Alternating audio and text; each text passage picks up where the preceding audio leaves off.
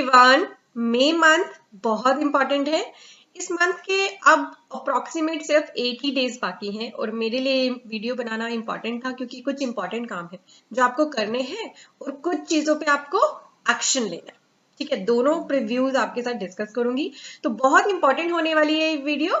And तक देखिएगा। अच्छी लगी वीडियो तो लाइक तो बनता ही है और अपने फ्रेंड्स के साथ शेयर करना मत भूलेगा। तो चलिए क्विकली आपको लेकर चल रही हूँ। पहले डिस्कशन करूंगी जो इंपॉर्टेंट काम जीएसटी में आपको करने हैं। तो आज 23 को मैं वीडियो बना रही हूँ, 24 को है एक हमारा काम, उस पर आप जल्दी से मूव करते हैं। पहले मैं आपको ले आई हूँ हमारी वेबसाइट studyvadi.com पे। क्यों लाई हूँ? यहाँ हमारे कोर्सेज एक्टिव है।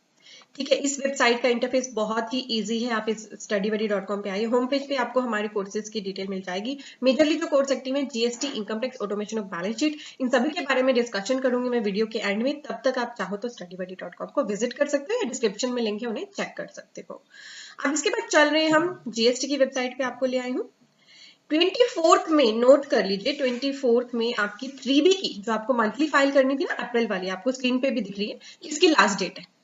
ठीक है, और बहुत से पर्सन की ना डेट एक्सटेंड होती है। 3B की क्वेरी आई थी कि जीएसटी पेमेंट की डेट भी क्या इसके साथ एक्सटेंड हुई है? ऑफ कोर्स, जीएसटी को पे आप कब करते हो? 3B के साथ।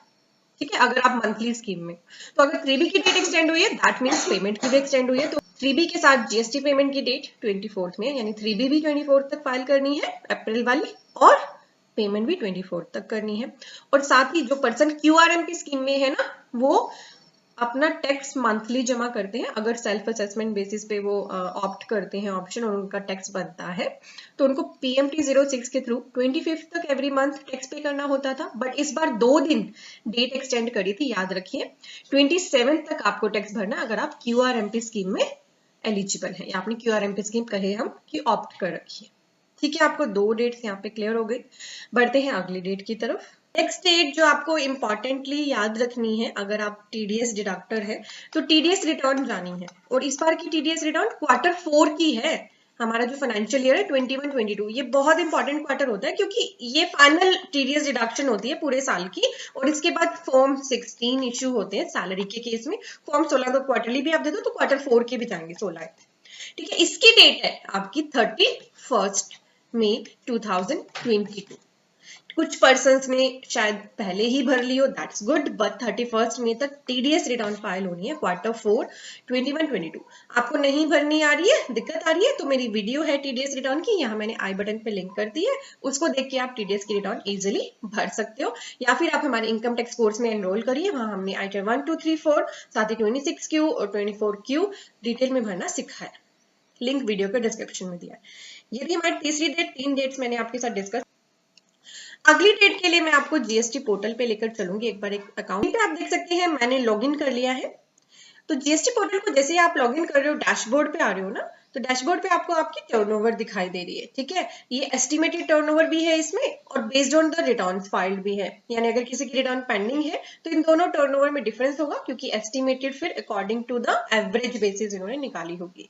अगर आपको लगता है जीएसटी पोर्टल पे जो टर्नओवर शो हो रही है फाइनेंशियल ईयर 21-22 की, उस टर्नओवर में और आपने जो कैलकुलेट कर रखी है टर्नओवर एज पर बुक्स, उसमें डिफरेंस है, तो आपको एक्शन लेना है इस पे 31 मई तक। इसको नोट कर लो कैसे लेना है। यहाँ पे ऑप्शन आ रही है व्यू एंड अपडेट की, इस पे क्लिक करना है। इस पे क्लिक करते ही आपको सिस्टम कंप्यूटेड तो दिख ही रही है।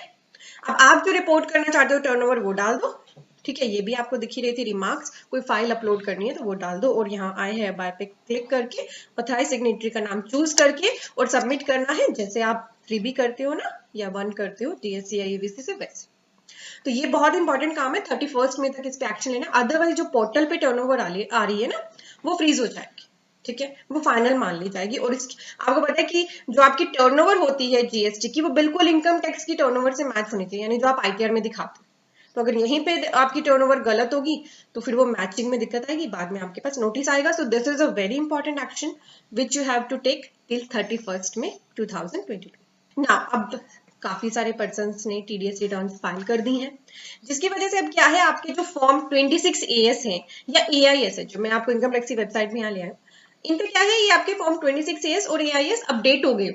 ठीक है, तो अपना अकाउंट लॉगिन करो, मैं एक अकाउंट लॉगिन कर लेती हूँ। लॉगिन करके अब अपना 26 ईयर्स और AIS चेक कर लो कि वो क्या कंप्लीट है। अगर कंप्लीट है तो 31 जुलाई से पहले अपनी आईटीआर भर लो। अब आईटीआर 1 का फॉर्म अवेलेबल है, 2 का अवेलेबल है, 3 की ऑफलाइन यूटिलिटी अवेलेबल है, 4 अवेलेबल है। 1, 2 और 4 इनकी तो ऑफलाइन और ऑनलाइन दोनों यूटिलिटी अवेलेबल है। आईटीआर 3 अभी ऑफलाइन यूटिलिटी में अवेलेबल हुई है। ठीक है, चलिए क्विकली मैं यहाँ अकाउंट अपना लॉगिन कर लेती हूँ। तो मैंने एक अकाउंट ओपन कर लिया है। यहाँ ई फाइल में आएंगे, आप इनकम टैक्स रिटर्न्स में आएंगे, तो यहाँ से ऑप्शन आती है 26 AS को व्यू करने की। और आपको अगर AIS देखना है तो सर्विसेज में आइए, सबसे एंड में दिया एनुअल इन्फॉर्मेशन स्टेटमेंट। दोनों ही डॉक्यूमेंट, अभी क्योंकि दोनों ही डॉक्यूमेंट अवेलेबल है तो दोनों को चेक कर लो, क्योंकि 26 AS से आपको थोड़ा TDS देखना इजी हो जाता है। वैसे तो सारी इन्फॉर्मेशन AIS में भी आ रही होगी, तो दोनों ही स्टेटमेंट आपने चेक करनी है। जो भी उसमें इनकम आ रही है क्या वो सही है, जितना TDS कटा है क्या इतना ही आ रहा है, जितना TCS कटा है क्या उतना ही आ रहा है। और अगर बिल्कुल कंप्लीट हो गए अभी दोनों डॉक्यूमेंट्स और आपकी तरफ से भी सभी चीजें कंप्लीट हैं, आपके जो डॉक्यूमेंट्स इन्वेस्टमेंट्स वगैरह के, तो अपनी आईटीआर पे एक्शन ले लो, आईटीआर को भरना शुरू कर दो। क्योंकि वो एंड डेट्स पे जो रश होता है ना, चाहे आप प्रोफेशनल है, बहुत सारे आईटीआर भरते हैं, तो वो थोड़ा कहीं ना कहीं आपका कम हो जाएगा। क्लाइंट से अभी से डेटा अपना कलेक्ट करना शुरू कर दो। अगर आपको आईटीआर 1, 2, 3, 4 भरने में दिक्कत आती है तो हमारा इनकम टैक्स कोर्स, उसका बेनिफिट लीजिए। सबसे ज्यादा प्रॉब्लम तो ना जो हमारी आईटीआर 3 है FNO के लिए, स्पेकुलेशन के केस में जो इंट्राडे होती है, उसके केस में सबसे ज्यादा प्रॉब्लम लोग फेस करते हैं, तो वो आईटीआर भी हमने उसमें कवर कर रखी है। उसका बेनिफिट लीजिए, आपके बेनिफिट के लिए हमारे कोर्सेज प्रोवाइड करे गए हैं। तो चलिए अब ब्रीफ जानते हैं। ब्रीफ में मैंने आपके साथ कौन कौन सी डेट्स डिस्कस करी हैं। पहली है 24 में फ्रीबी भरनी है और जीएसटी भी पे होना है, कोई इंटरेस्ट नहीं लगना 24 में तक फ्रीबी पे। 3B में जो आप जीएसटी पे करोगे नॉर्मल भरना है। 27 में PMT 06, अगर आपका QRMP स्कीम में टैक्स बनता है तो इसे पे कर दो। 31 में को 2 काम है, TDS की रिटर्न सबमिट होनी है और आपकी जो जीएसटी टर्नओवर आ रही है पोर्टल पे, उस पर आपको एक्शन लेना है। और एक्शन उसी केस में लेना है जब डिफरेंस है, जो पोर्टल पे टर्नओवर आ रही है और जो आपके हिसाब से टर्नओवर है, अगर उनमें डिफरेंस है तभी एक्शन लेना है, अदरवाइज कोई नीड नहीं है।